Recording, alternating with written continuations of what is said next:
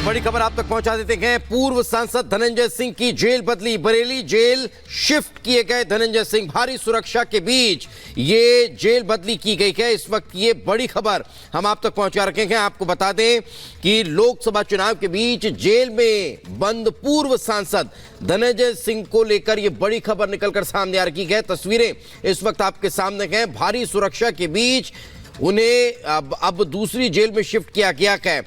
जौनपुर जिला जेल से हटा दिया गया है, जिसके बाद अब उन्हें बरेली जेल भेजा गया है। धनंजय सिंह की जेल को क्यों बदला गया, इसको लेकर अब बातें निकलकर सामने आ रही है। और इस बीच एक और बड़ी खबर, और ये बड़ी खबर दिल्ली के जागीरपुरी से आ रही है, जहां पर एक महिला का मर्डर किया गया। नाबालिग ने घर में घुसकर गोली मारी है। बताया जा रहा है कि महिला की बेटी को परेशान करता था आरोपी, और छेड़छाड़ का विरोध करने पर हत्या की आशंका जाहिर की जा रही है। दिल्ली के जागीरपुर का यह मामला, जहां पर एक महिला को मौत के घाट उतार दिया गया। एक नाबालिग ने घर में घुसकर महिला को गोली मारी है, और जानकारी है कि महिला की बेटी को यह आरोपी परेशान कर रहा था, और छेड़छाड़ का विरोध करने पर इस हत्या को अंजाम दिया गया, ऐसी आशंका है।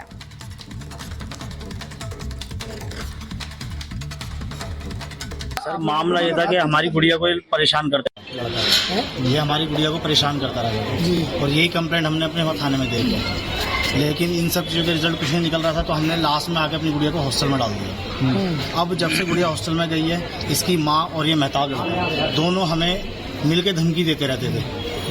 कभी मेरे को, कभी भतीजे को, कभी लड़की पापा को, कभी मम्मी को, सबको देंगे, उसके चाचा को भी, कि हम तुम्हारे में गोली मार देंगे, नहीं तो हमें लड़की बता दो कहाँ है। क्योंकि हमने किसी को भी नहीं बता रखा कि लड़की है कहाँ पे। बस सिर्फ ये इनकी रंजिश थी कि या तो इसको बता दो कहाँ है कहाँ नहीं। तो आपने शिकायत करी इसमें? पुलिस में शिकायत? पुलिस में हमारी FIR थी, FIR सब कुछ हो रखी है। पुलिस वालों ने एक ही जवाब था। अब FIR में करीबन मेरे हिसाब से 20 से 25 दिन हो गए। उसके बावजूद भी हमारे पास धमकियाँ आती हैं, माँ के नंबर से, कभी किसी के नंबर से।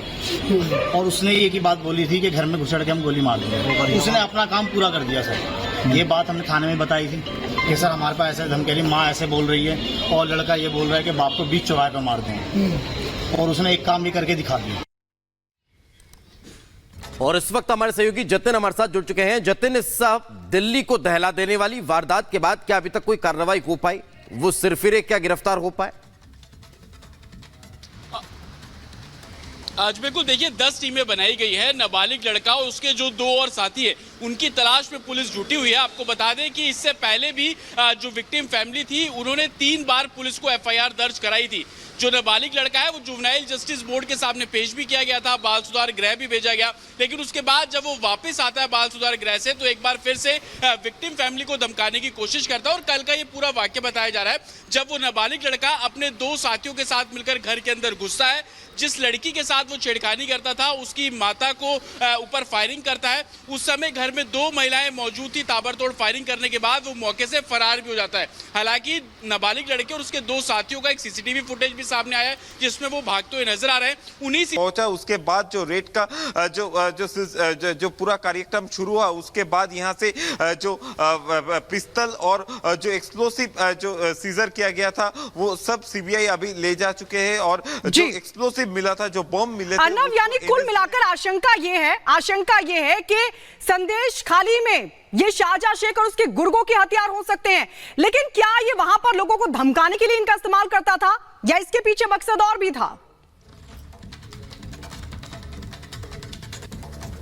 देखिए, जो जाना जा रहा है कि ये सारे हथियार बाहर से आए थे। जो म्यांमार होके बांग्लादेश के जो वाटर रूट है, वहां से ये संदेश खाली पे ये जो आर्म्स है वो एंटर किया गया था। और अगर देखा जाए तो जब भी यहाँ पे कोई हादसा हुआ, ऐसा जब भी गोलीबारी का कोई हादसा हो, उसके साथ ये जो आर्म्स है उसका कोई जोग है कि नहीं, वो भी CBI जांच कर रही है। और यहाँ पे शाहजहां का जो आर्म्स लाइसेंस है वो भी यहाँ से सीजर किया गया है। और वो आर्म्स लाइसेंस के बेसिस पे कहां से शाहजहां ने आर्म्स लिया, कहां से लिया, और ये कितना बार रिन्यूअल हुआ, ये सब कुछ एग्जामिन किया जा रहा है CBI के तरफ से। और जो यहाँ का लोगों का कहना है कि ये आर्म्स जो लाया गया था वो ED को रोकने के लिए, ED को जब रोका गया था तभी लाया गया था। शाहजहां के जो क्लोज एसोसिएट है उनके पास भी ऐसे बहुत सारे आर्म्स है, यहाँ का लोगों का ऐसा ही मानना है।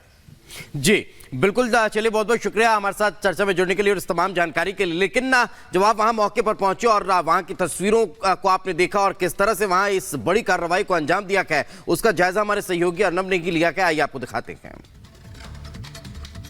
ये है अबू तालिब का घर जो आगरहटी ग्राम पंचायत इलाका में है और इस घर में आने के बाद सीबीआई के जो ऑफिशियल्स थे वो उन्होंने अबू तालिब के बारे में खोज किया, लेकिन अबू तालिब तब घर में नहीं थे। उनके बीबी से भी बातचीत किए वो लोग। उसके बाद जब सर्च ऑपरेशन शुरू हुआ तब इस जो मकान का जो पिछला वाला घर है, इस घर से जो फायर आर्म्स और जो एम्यूनेशन है वो रिकवर किया गया। अभी भी उसका जो रबिश है वो यहाँ पे पड़ा हुआ है और इस इस जो ये जो विंडो है, इस विंडो से अगर देखा जाए, मैं मेरे वीडियो जर्नलिस्ट अली हुसैन को एक बार इसको दिखाने के लिए बोलूंगा कि इस घर के जो फ्लोर है उस फ्लोर में दोनों मार्किंग किया गया है। वो जो दो मार्किंग है उस जगह से ही जो फायर आर्म्स और एम्यूनेशन वो रिकवरी किया गया है।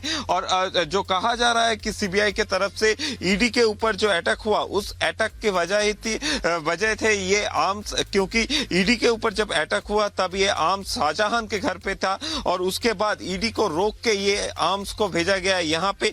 लेकिन एक क्वेश्चन और भी आ रहा है यहाँ पे कि संदेश खाली में पिछले 3 महीने से जो हालात है वहां पे एक जो वेस्ट बंगाल पुलिस के हायर ऑफिशियल्स है वो बार बार आ चुके हैं, बार बार भी बहुत सारी जगह है वो लोग जा चुके हैं, फिर भी ऐसा इनपुट उन लोगों को क्यों नहीं मिला? उनका जो वेस्ट बंगाल पुलिस का जो इंटेलिजेंस है कहाँ पे फेल किया कि इतना सारा आर्म्स जो यहाँ पे लाया गया, यहाँ पे स्टोर किया गया।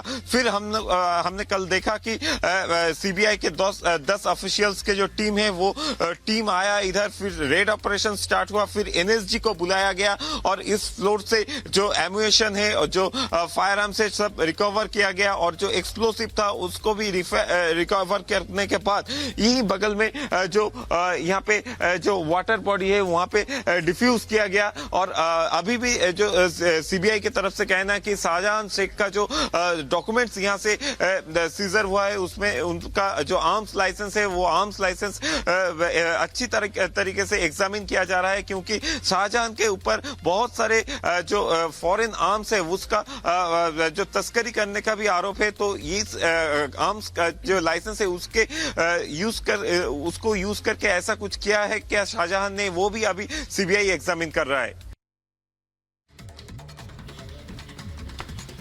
और चलिए अब बात करते हैं दिल्ली के मुख्यमंत्री अरविंद केजरीवाल को हाई कोर्ट से लगी फटकार की। दरअसल दिल्ली में एमसीडी के स्कूलों में हो रही दुर्दशा, बच्चों को किताबों की उपलब्धता न होने के मसले को लेकर हाई कोर्ट ने दिल्ली के मुख्यमंत्री को फटकार लगाई। देखिए रिपोर्ट।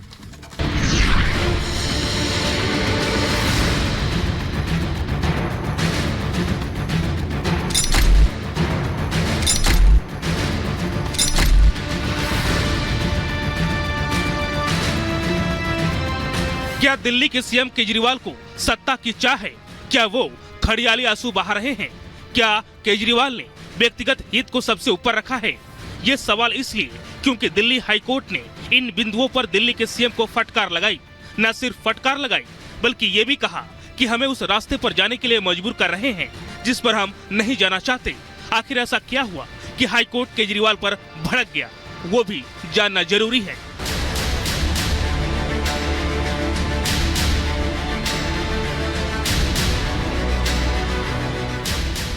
26 अप्रैल को हाईकोर्ट में उस जनहित याचिका पर सुनवाई हुई जिसमें आरोप लगाया गया कि दिल्ली नगर निगम और दिल्ली सरकार के बीच आपसी खींचतान चल रही है, जिसके कारण एमसीडी स्कूलों में पढ़ने वाले 2 लाख से अधिक बच्चों को किताबें नहीं मिल पाई।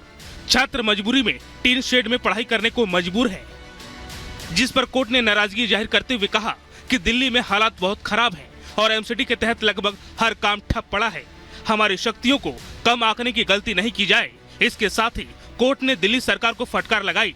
केजरीवाल को साफ और सख्त लहजों में कहा, दिल्ली सरकार को इस बात की जरा भी चिंता नहीं है कि छात्र स्कूल नहीं जा रहे हैं या उनके पास किताबें नहीं हैं। आपकी दिलचस्पी सिर्फ सत्ता में है। कोर्ट ने कहा, यह सत्ता का अहंकार चरम पर है। गिरफ्तारी के बावजूद उन्होंने इस्तीफा नहीं दिया। केजरीवाल ने राष्ट्रीय हित के ऊपर निजी हित को रखा। इसका मतलब ये नहीं कि छात्रों को पाठ्य पुस्तकों के बिना पढ़ने के लिए छोड़ दिया जाए। हाईकोर्ट की इस टिप्पणी से आम आदमी पार्टी घिर गई है। हाईकोर्ट ने दिल्ली के मंत्री सौरभ भारद्वाज पर भी तीखी टिप्पणी की और कहा, सौरभ ने छात्रों की दुर्दशा पर आंखें मूंद ली हैं और घड़ियाले आंसू बहा रहे हैं। एमसीडी स्कूलों में किताबें नहीं मिल रही हैं। दिल्ली में हर काम ठप पड़ा है और हालात बहुत खराब है। आपने कहा कि मुख्यमंत्री की हिरासत में होने के बावजूद सरकार चलती रहेगी। आप हमें उस रास्ते पर जाने के लिए मजबूर कर रहे हैं जिस पर हम नहीं जाना चाहते थे।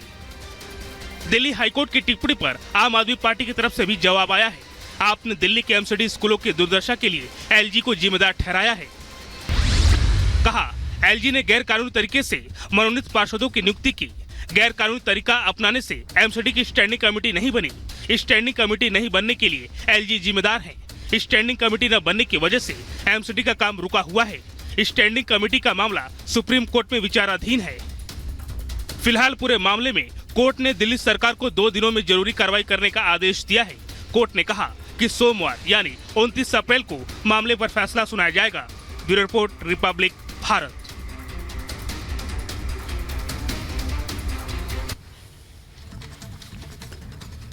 और चलिए हम सीधे रुक कर रहे थे, हमारे सहयोगी अखिलेश इस वक्त हमारे साथ जुड़ गए हैं। अखिलेश, क्या यही दिल्ली सरकार का शिक्षा मॉडल है जिसका ढोल पीट रहे थे? मतलब 1-2 नहीं बल्कि 2 लाख बच्चों को किताबें तक नहीं दी गई और सख्त टिप्पणी कोर्ट की तरफ से कि आपने सत्ता को सर्वोपरि रखा। देखिए, ये टिप्पणी जो